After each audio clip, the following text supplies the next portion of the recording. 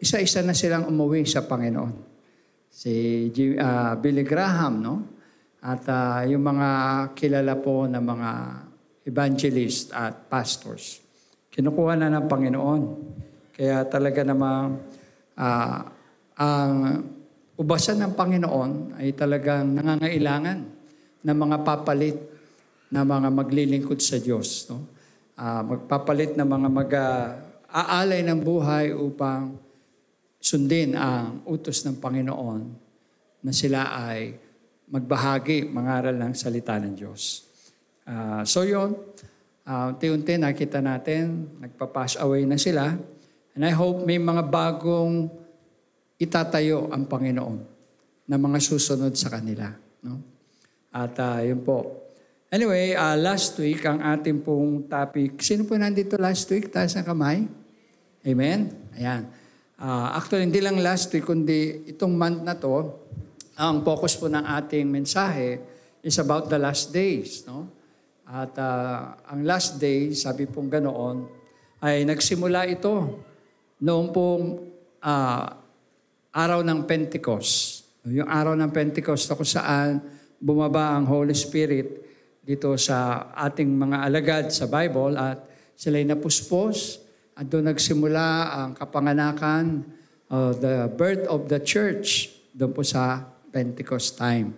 At mula po sa Pentecost time, yan po ay naging last days na hanggang sa time natin ngayon. At yung pong start din ng Pentecost ay tinatawag din sa Bible na the church age. Sabihin niyo nga po, church age. Ayan, yan po yung panahon na ang church ay isinilang at nagsimula at unti-unting lumago ang church sa pamamagitan ng pagbabahagi ng mabuting balita ng Panginoon, ng kaligtasan ng Panginoon. Pero bago po yun, sa Old Testament, makikita natin na ang Israel, ang siya pong bayang pinili ng Diyos. Sila po yung focus ng Panginoon. Pero nung ipinadala ng Diyos Ama si Jesus, no, upang maging tagapagligtas ng bayang Israel at ng buong sanlibutan, nakakagulat po, pero ang bayang Israel ay hindi tinanggap si Jesus. Hindi nila sinampalatayanan si Jesus. Bagkus, nireject nila ang Panginoon. Yun na nga sabi, pinapako siya sa krus. At siya po ay hindi nila kinilala bilang anak ng Diyos, Panginoon at tagapagligtas.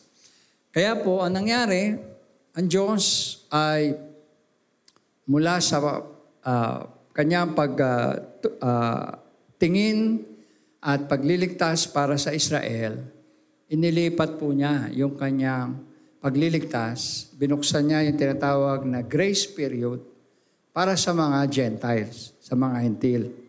At doon po pumasok si Pablo, si Paul, para mag-preach sa mga Gentiles. At dahil po binuksan ng Panginoon yung Ebanghelyo, mabuting balita at kaligtasan sa mga Hentil, ayan, nakaabot po sa ating panahon ang kaligtasan ng Panginoon. At dahil doon, tayo ay sabi po ng Bible na mga Gentiles ay inadapt o inampon ng Diyos. Sabi mga sa katabi, inampon tayo. Ayan. Inampon tayo ng Diyos. Kasi ang totoong anak ng Diyos ay ang mga Israelitas. Pero ngayon, inampon tayo ng Diyos at ginawa rin niya tayong mga anak niya sa pamagitan ng Panginoong Hesukristo. Amen po ba? Kaya ngayon, tayo rin ay ugnay o nakasama rin tayo sa tinatawag na pamilya ng Diyos. Ayan. So sabi ng Bible po, darating ang panahon na ang bilang ng mga Hentil o yung the number of the Gentiles ay makukomplete. At pagdating ng araw na yon na nakompleto na lahat ng maliligtas na mga tao na hindi Hudyo, ay titigil na po yung tinatawag nating grace period. At yun po, ibabalik naman ng Diyos yung kanyang focus at pagliligtas sa bayan ng Israel. At sa ating panahon po, pinag-aaralan natin yung ating pong kinalalagyang panahon. No? Sabi ko nga, nagsimula yung last days from the time of church age, sa Pentecost, up to the second coming of our Lord Jesus Christ. Ayun, meron pong tinatawag tayo na end times naman. Iba naman yung end times sa last days. So yung last days, mas mahabang panahon niya mula sa church age hanggang pagbalik ni Jesus. At yun namang end times na tinatawag, ayun yung last of the last days. Sa mga huling araw na talagang malapit nang bumalik ang Panginoon. At tayo po ay naniniwala tayo na we are living in the last days. Amen po ba? Hello? Sabi mo sa katabel, nasa last days na tayo. Oo, sa mga huling araw na po tayo. At last week, ating pinag-aralan kung paano po binuo ng Diyos, binalik ng Diyos ang bayang Israel.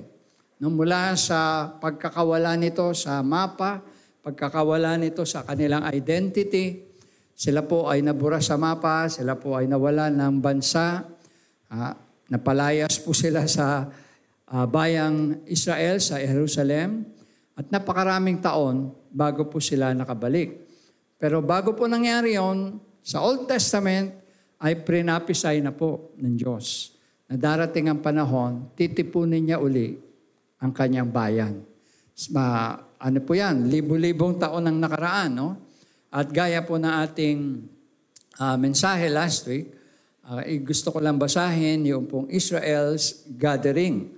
Sa Isaiah 11:11-12, may kita po natin doon yung pagtitipong ginawa ng Diyos sa kanyang bayan. Bago ko po basahin yun, ayan. O yan, sige, basahin ko po, no? Tignan po niyo sa screen. Sabi, sa araw na yon, muling kikilos ang Panginoon upang pauwiin ang mga nalabi sa kanyang bayan ng mga bihag sa Assyria, sa Ehipto, sa Patros at sa Ethiopia, sa Elam, sa Sinar, sa Hamat at sa mga pulo ng karagatan. Binabanggit po riyan na yung mga bansang yan, yung Assyria ay ang northern Iraq at southern Turkey ngayon. Ang Patros po ay ang upper Egypt. Ang Ethiopia naman ay ang Africa at ang Elam ay ang Iran, modern day Iran. So diyan po, makikita natin ay nagsipangalat ang mga Israelitas. At yan po yung mga bayan na sumakop sa kanila. Yung mga bayan na talagang ginamit ng Diyos para parusahan sila dahil sila po ay tumalikod sa Panginoon. Sabi diyan sa verse 12, magbibigay siya ng isang palatandaan sa mga bansa at titipunin niya ang mga anak ni na Israel at Huda na itinapon sa ibang lupain. Pauuwiin ng mga nangalat na anak ni Huda mula sa 4 na sulok ng daigdig. So, ibig sabihin, nung nagsipangalat po ang mga tao o mga Israelitas, napunta sila sa 4 na sulok ng daigdig. Ano po yung 4 na sulok ng daigdig? Ang North, East, South, and West. Tama po ba? So, dun sa North, East, South, and West ng mapa ng mundo, meron pong matatagpuan ng mga Israelitas doon.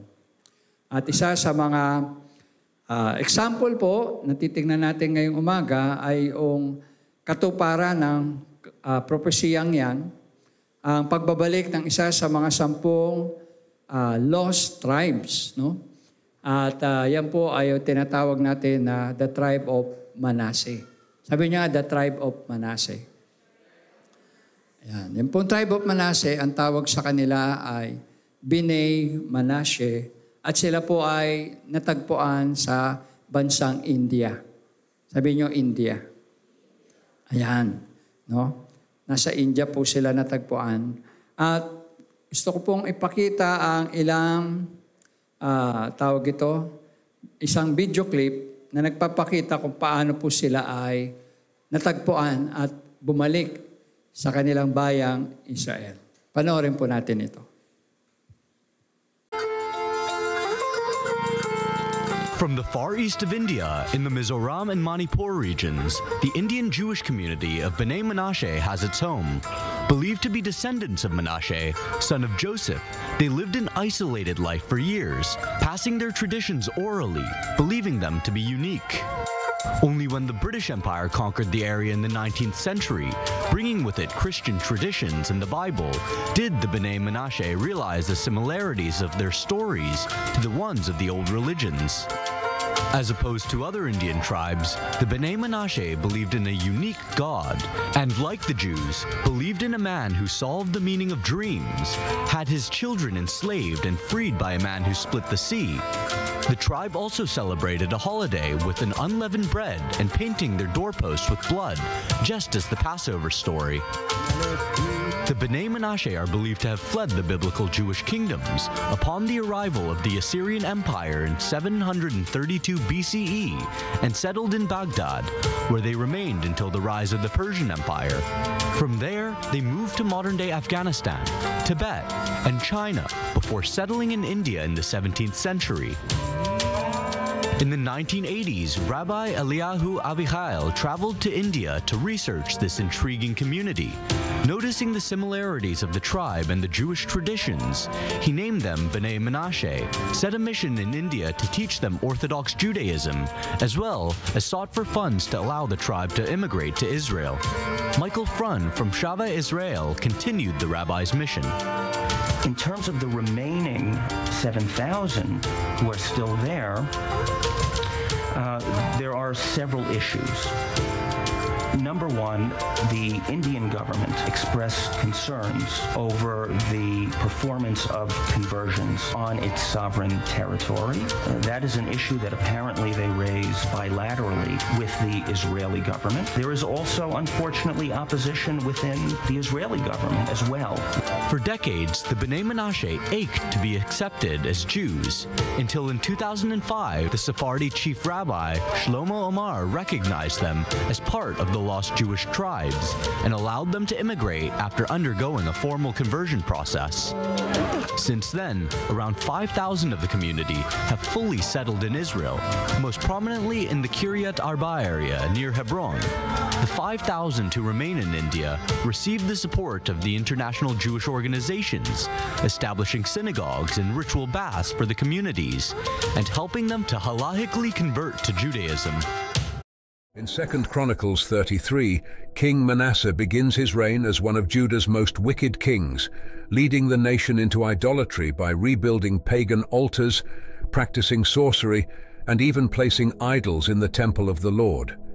His actions provoke God's anger, and as a result, he is captured by the Assyrians and taken to Babylon in chains. In his distress, Manasseh humbly repents and prays to God for forgiveness. Moved by his sincere repentance, God restores him to his throne in Jerusalem. Upon his return, Manasseh works to undo the damage he caused by removing the idols, restoring proper worship in the temple, and encouraging the people of Judah to serve the Lord. The visual highlights include Manasseh's shocking acts of idolatry, his humbling capture and heartfelt repentance, and the restoration and rebuilding efforts he undertakes to correct his past mistakes. Bago po mangyari yan, sinasabi po ng ating Bible prophecy na bago maituyo po yan, ang church po. Sabi nyo nga ang church. Sino nga yung church? Ang mga believers, mananampalataya ng Panginoon. Ang church po ay aalisin muna ng Diyos dito sa mundo sa pamagitan ng tinatawag natin na rapture. Sabi niyo rapture. Ayan. At pagkatapos po niyang rapture, ay susunod po yung tinatawag nating 7-year tribulation period na ito'y nahati sa dalawang period, 3.5 years and then another 3.5 years. Dito po sa panahon yan, sa tribulation, ay lilitaw na po yung tinatawag nating Antikristo or Antichrist. Sabi po, ang Antichrist, he is coming. He will seem at first like the greatest peacemaker of all time. Pagdating na Antikristo, akalain ng buong mundo, siya ang pinakamagaling na leader ng buong mundo kasi makikipag-covenant po siya o treaty sa Israel na magkakaroon ng world peace. Alam naman natin ngayon, magulo ang mundo, maraming gera, maraming labanan sa Middle East. Lahat pong yan, mapapatigil niya. Lahat pong yan ay mag-i-stop at siya lang ang makakagawa nito. At sabing ganon, ang hindi alam ng marami ay sa umpisa lang yon, 3.5 years. Magkakaroon ng world peace, kapayapaan. Pero after 3.5 years ay i-reveal na po niya kung sino siya talaga. Papasok po siya. By that time ng 3.5 years, naitayo na yung third temple. At yun po, pagka naitayo na yan, siya po ay papasok doon after 3.5 years. At siya po ay maghahandog ng tinatawag na handog na karumal-dumal sa harap ng Diyos. No? At ipoproklama niya ang kanyang sarili bilang Diyos sa loob ng templo na yun. Tandaan po natin, ang bayang Israel ay hindi sumampalataya kay Jesus na siyang tunay na tagapagligtas. Kaya ang mga Israelitas hanggang ngayon, naghihintay sila ng Messiah, ng tagapagligtas. At dahil hinihintay nila, hindi nila tinanggap si Jesus, ang mangyayari, ang tatanggapin nilang tagapagligtas nila ay walang iba kundi si Antikristo. Ang Antikristo ang kanilang kikilalanin, tatanggapin by the time, at sila po ay madadaya, maloloko ng Antikristo. Dahil hinihintay nila yung magaling na leader at yan po, sabi nga si Antikristo ay magiging great leader but great troublemaker din of all time. Siya po ang magpapanggap na Kristo.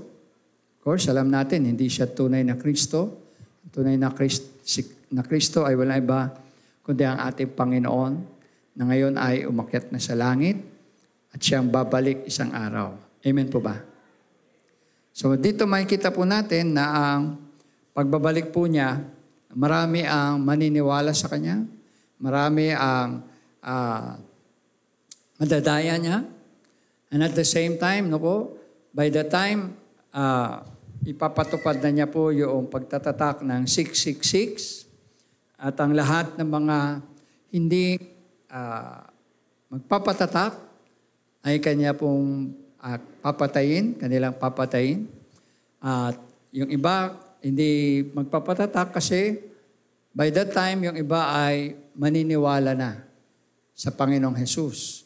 Kasi sa period po ng tribulation, sinasabing mayroong itatayo ang Diyos ng mga remnant ng Israel na 144,000.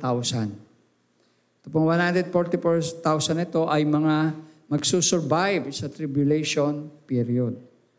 At pagkatapos sa panahon yon, mayroong ipapadala ang Diyos na 2 propeta na mangangaral ng mabuting balita ng Panginoong Jesus. Ibabahagi nila ang pagliligtas ng Panginoon, ang pag-ibig ng Panginoon, at ito pong 2 propeta na to, gaya ng ating po pinag-aralan dati, sila po ay sinasabi na si Enoch at saka sino isa? Elijah. Si Elijah po. Sila po ang 2 propeta sa Lumang Tipan sa Old Testament na hindi nakaranas ng kamatayan. Hindi po sila namatay. Sila po ay na-rapture. Sila po ay kinuha ng Diyos ng buhay. At darating ang panahon na sila po ay babalik ng Diyos sa Book of Revelation. Mangangaral sila ng mabuting balita.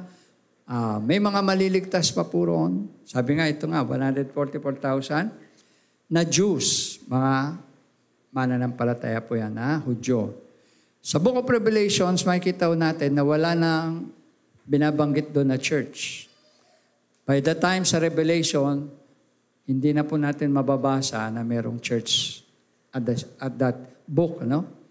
Why? Because yung pong focus ng Book of Revelation ay nasa bayan na po ng Israel. And I believe na kaya hindi rin tayo binanggit ng church doon sapagkat ang church po ay kasama na ng Panginoon doon sa langit. Amen ba? Hello? Sabihin mo sa iyong katabi, kasama natin ang Diyos sa panahon ng Revelation. Amen? No?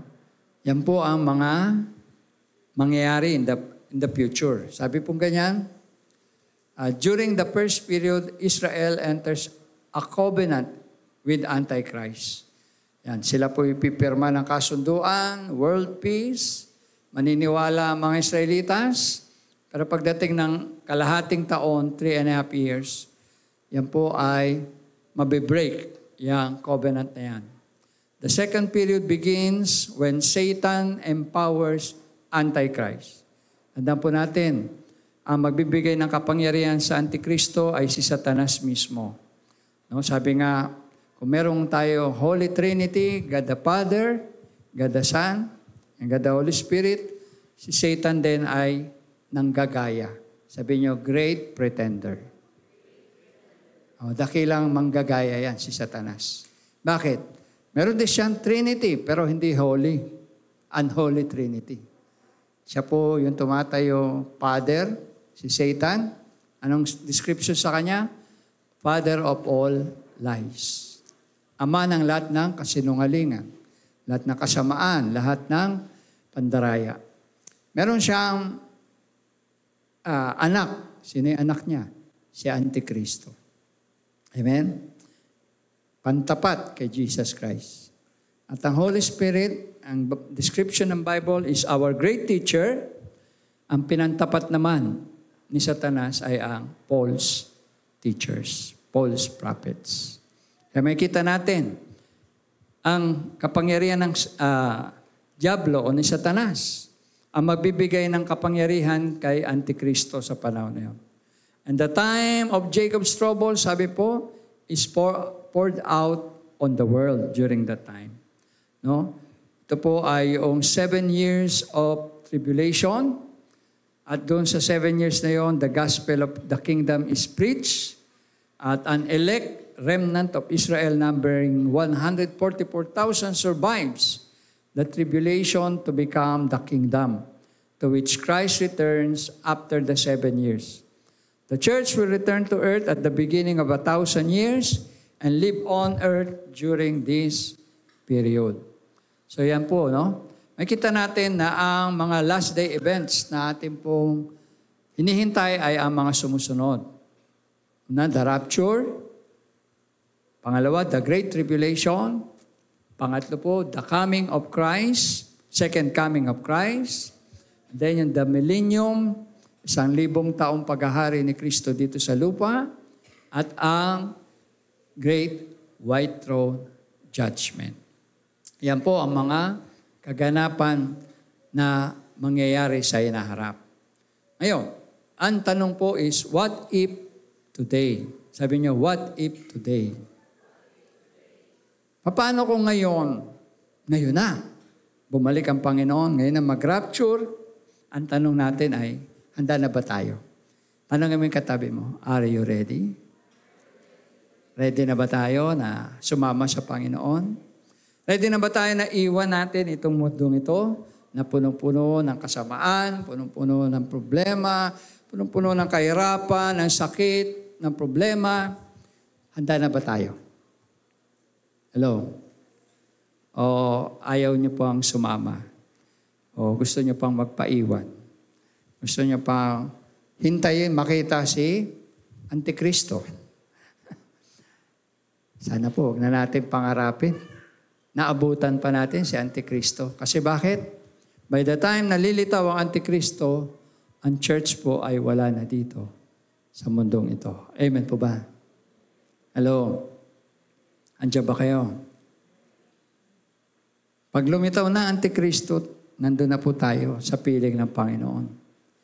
Hindi na po natin pangarapin na makita at makasama pa Antikristo. Kaya ang sabi nga, wag ang Antikristo ang ating hanapin, kundi ang hanapin natin sa mundong ito ay ang Panginoong Hesukristo. Amen po ba? So there are 3 things or 3 sure things we need to see. Sabihin nga natin, 3 sure things we need to see. Okay?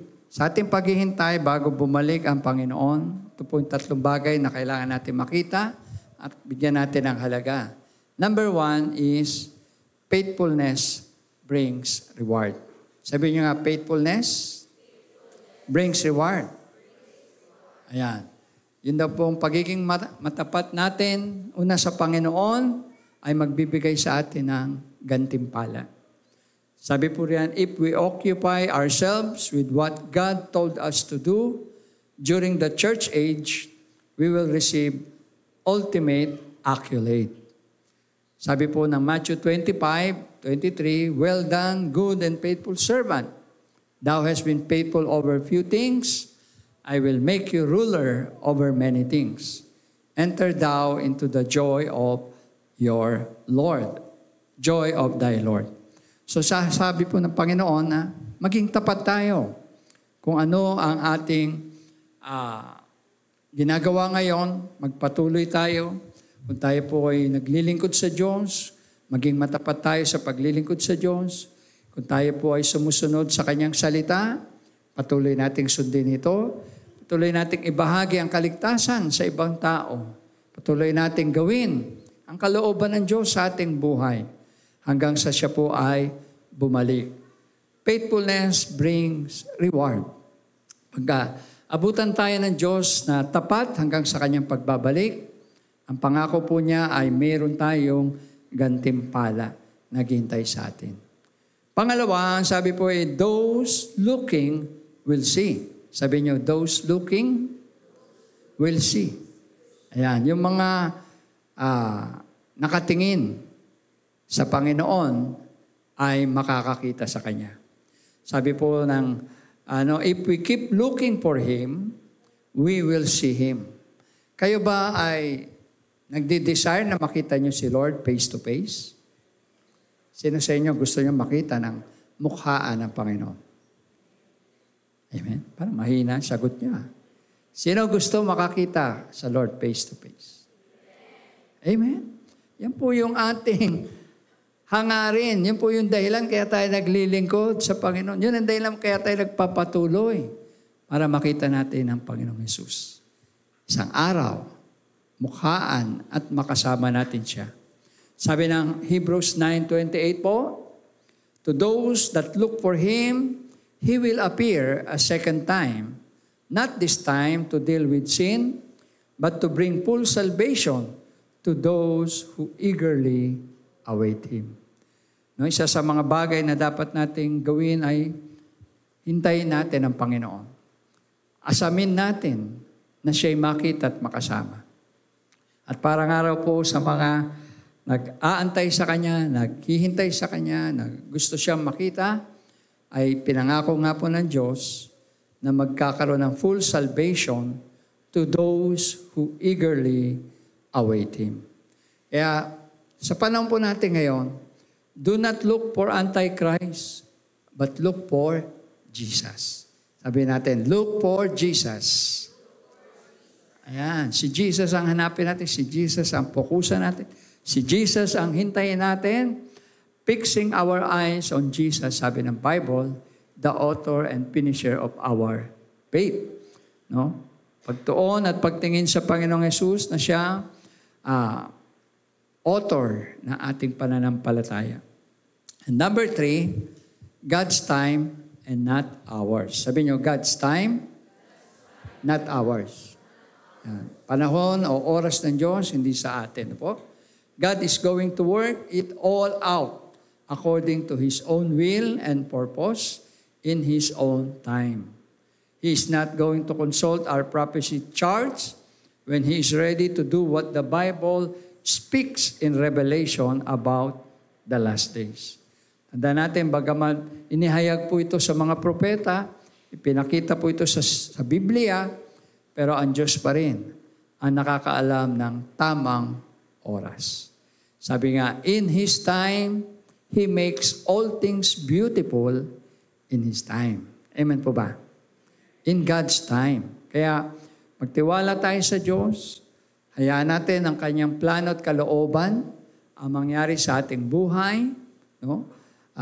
Huwag tayong matakot. Sabi nga sa ating conclusion, the consummation begins when the angel announces, sa Revelation 10:6, sabi po, there will be no more delay. wala nang delay ito. Tuloy-tuloy na ito, sabi ng anghel. Sa Revelations 11:15 naman, sabi, the seventh angel sounded his trumpet, and there will be loud voices in heaven which said, the kingdom of the world has become the kingdom of our Lord and of his Messiah, and he will reign forever and ever. Ayan, makikita natin na ipapahayag yan ng anghel na ang paghahari ng Diyos ay forever and ever. Sa Revelations 19 naman, 7 at 9, sinasabi roon, let us be glad and rejoice, for the marriage of the Lamb is come, and his wife had made herself ready. Blessed are they which are called unto the marriage supper of the Lamb. Yan, makita natin na inihahanda na rin ng Diyos sa langit ang kanyang marriage supper of the Lamb. Sino po ang ikakasal sa ating Panginoong Hesus? Ang bride of Christ. Sino po yung bride of Christ? Ang church. Sino po yung church? Sabi mo sa iyong katabi, tayo yun. Sa ikakasal tayo isang araw, doon sa langit, sa ating Panginoong Hesukristo, dahil tayo ang bride of Christ. Okay, last slide natin, pakita natin, basahin natin sabay-sabay. God loves you more than you could ever know. Mahal tayo ng Diyos, higit pa sa ating pagkakaunawa, pagkakaalam. Next slide, sabi diyan, because you are loved by God, He adopted you as His Son. And the return of Jesus should cause us to want live godly lives. No? Lagi natin isipin na pagbabalik ang Panginoon, maging handa tayo na tayo namumuhay, na may kabanalan sa Diyos, na tayo namumuhay na may pagsunod sa Diyos, na tayo namumuhay na mayroong pagbabahagi ng pag-ibig ng Diyos sa mga tao. Kaya, ating hintayin ang pagbabalik ng Panginoon at tayo po ay maging tapat sa Kanya. Alahanin natin, ililigtas tayo ng Panginoon dahil mahal tayo ng Diyos. Tayo po yumuko ngayon at tayo saglit. Manalangin. Aming Ama, salamat o Diyos sa iyong salita na aming napag-aralan na nagpapatunay, Panginoon, na ang mga pangako mo sa iyong salita ay totoo. Ang iyong mga pangako ay iyong tinutupad. Lumipas man ang libu-libong taon, subalit ikaw ay hindi nagbabago. Ang salita mo ay totoo, ang salita mo ay tapat, ang salita mo, Panginoon, ay mangyayari. Higit sa lahat, ang mga pinangako mo sa iyong mga anak ay iyong tinutupad. Nakita po namin sa pamagitan ng kasaysayan, ng history, na tunay po, kahit 1,000 taon nang nakaraan, ay tinutupad mo pa rin sa aming panahon. Ito'y nagpapakita lamang o Diyos, na ikaw ang Diyos na tumutugon sa iyong mga pangako. Ikaw ang Diyos na nagmamahal sa amin. You are a loving God, forgiving God, and a merciful God. Kung paano, Lord, pinatawad mo si Manasseh sa kanyang mga kasalanan, kung paano, Diyos, niyakap mo muli ang alibughang anak.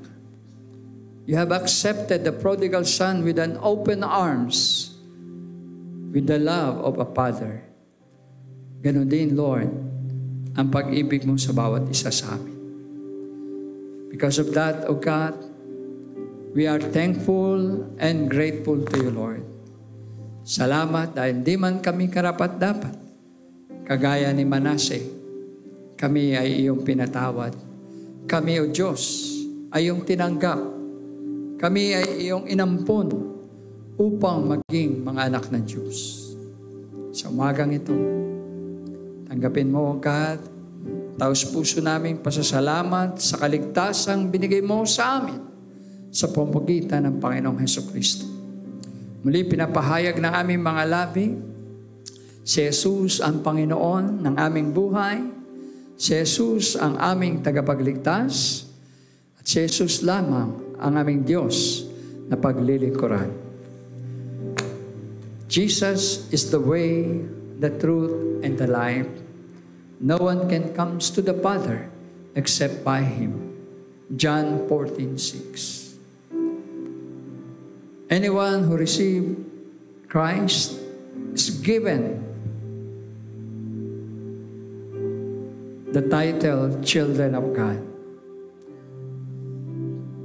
We believe, Lord, na sa aming pagtangkap sa iyo, sa aming mga puso, kami ay iyong binibilang bilang iyong mga anak. Sa umagang ito, sa iyo po ang pasalamat, binabalik namin. Sa iyo po ang papuri, ibinabalik namin. At lahat ng pagsamba. Ito ang aming panalangin sa matamis na pangalan po ng Panginoong Jesus. Ang lahat po ng anak na Diyos ay magsabi na, Amen. Amen. Tayo po tumayo mga kapatid. Palakpakan natin ang Panginoon. Hallelujah. Purihin ang Diyos. Purihin ang ating Panginoong Jesus. Hallelujah.